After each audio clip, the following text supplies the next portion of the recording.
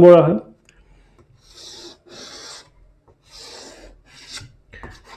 A B C ইয়াত যদি কেনেবাকে দুটা সাইড ইকুয়াল হয় A সাইড টু ইকুয়াল হ'ব পাৰে বা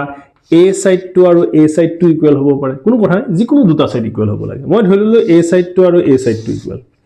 হলো AB ইকুয়াল টু AC দুটা সাইড ইকুয়াল দুটা ইকুয়াল মানে সম অসমীয়াত সম কয় দুটা মানে D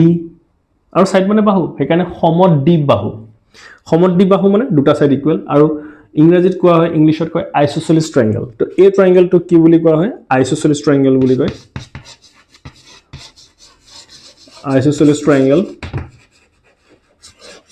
বা সমদ্বিবাহু ত্ৰিভুজ সমদ্বিবাহু সম মানে সমান d মানে দুটা বাহু মানে বাহু আৰু ইয়াৰ প্ৰপাৰ্টি হৈ গল কি যি দুটা সাইড ইকুয়াল AB ইকুয়াল আৰু AC ইকুয়াল যি দুটা সাইড ইকুয়াল হ'ব তাৰ অপোজিট এংগেল দুটা ইকুয়াল হ'ব এইটো সাইড এই সাইডটোৰ অপোজিট এংগেল কোনটো অপোজিট মানে ফ্ৰন্টত থাকা ফ্ৰন্টত কোনটো এংগেল আছে এইটো মানে এংগেল C হৈ গল আৰু এইটো সাইডৰ অপোজিট এংগেল কোনটো এইটো মানে এংগেল B হৈ গল মানে angle C equal to angle B মানে এটা ধৰিলে যদি A সাইড টু আৰু A সাইড টু ইকুয়াল হয়